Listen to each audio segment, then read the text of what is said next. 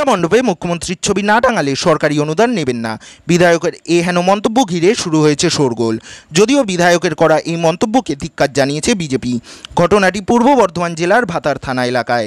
জানা গেছে, সোমবার ভাতার থানায় পুজো কমিটিগুলিকে পুজোর সরকারি অনুদানের চেক বিতরণী অনুষ্ঠান আয়োজন করা হয়েছিল। অনুষ্ঠানে প্রশাসনিক কর্তাদের সঙ্গে প্রধান অতিথি হিসেবে উপস্থিত ছিলেন ভাতারের বিধায়ক মানগোবিন্দ অধিকারী। এদিন মঞ্চ থেকে পুজো কমিটিগুলিকে হুঁশিয়ারি দিয়ে বলেন, পুজো মণ্ডপে মুখ্যমন্ত্রীর ছবি না টাঙালে এই টাকা নেবেন না। অনেকেই টাকা নিচ্ছেন আর মুখ্যমন্ত্রীর ছবি টাঙাচ্ছেন না, এটাই খুব বাজে জিনিস। বিধায়কের এই মন্তব্যকে ধিক্কার জানিয়েছে বিজেপি।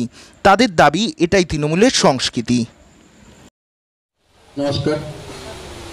প্রশাসনিক আধিকারিকরা এবং বিডিও সাহেব সকলকে পুজোর শুভেচ্ছা এবং যে সমস্ত ক্লাব এসেছেন সকলকেই জানাই শারদীয়া শুভেচ্ছা। বিজয়ের ব্যাপারে বলেছি, আমি একটা কথা বলবো, মাননীয় মুখ্যমন্ত্রী যে টাকাটা দিচ্ছে তার ছবি যেন প্রত্যেকটা প্যান্ডেলে টাঙানো থাকে। এটা কিন্তু মাননীয় মুখ্যমন্ত্রীর কাছ থেকে টাকাটা নিচ্ছেন আপনারা, এটা সরকারের টাকা বা মুখ্যমন্ত্রী সরকারের লোক, সে পার্টি হতে পারে, কিন্তু অনেকে টাকা নিচ্ছেন কিন্তু মুখ্যমন্ত্রী ছবি টাঙাচ্ছেন না। এটা কিন্তু খুব বাজে জিনিস। তাহলে আমরা টাকাটা নেবেন না। যারা মুখ্যমন্ত্রী ছবি টাঙাতে তাদের অসুবিধা, তারা টাকাটা না নেয় ভালো, কারণ অনেক ক্লাব তো নিচ্ছে না। সেরকম আপনারা যদি মনে করেন যে মুখ্যমন্ত্রী ছবি টাঙানো যাবে না, তাহলে আমরা টাকাটা নেবেন না। এটা আমরা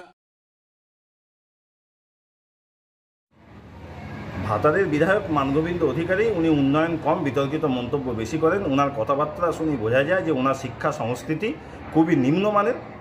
আজকে ভাতার থানার সামনে অতিরিক্ত পুলিশ সুপার, থানার ওসি, বিডিও এবং অন্যান্য প্রশাসনিক আধিকারিকদের নিয়ে উনি ক্লাবগুলোকে যে 85,000 টাকা করে সরকারি অনুদান দুর্গাপুজোগুলোকে দিচ্ছিলেন, সেখানে যেভাবে হুঁশিয়ারি দিয়েছেন তার তীব্র নিন্দা করছে আমরা ভারতীয় জনতা পার্টির পক্ষ থেকে।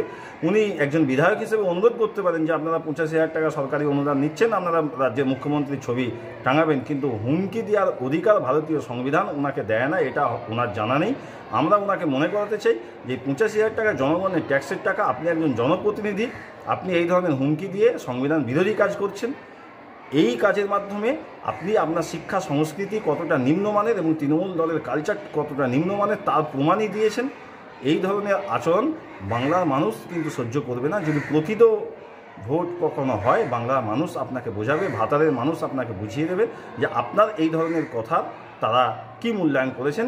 আপনারা ক্লাবগুলোকে টাকা দিচ্ছেন স্বেচ্ছায়, ক্লাবেরা আপনার কাছে যে অনুরোধ করেন যে আমাকে টাকা দিতেই হবে, কারণ আপনারা অনুদান দিয়েও যা দুর্গাপুজো হতো আজও সেই সংখ্যাটাই আছে। অনুদানের অভাবে কোনো পূজা আজ পর্যন্ত বন্ধ হয়নি। যারা অনুদান নিচ্ছে তারা স্বেচ্ছায় লাগাবে, আপনার হুমকি না দিলেও তারা হয়তো লাগাতো, কিন্তু এই ধরনের কথা বলে আপনি হয়তো তাদেরকে এখন থেকে হুমকি দিতে চাইছেন যাতে ভোটের সময় এদেরকে বাধ্য করবেন বুথ দখল করতে, তৃণমূলের হয়ে ভোট করাতে।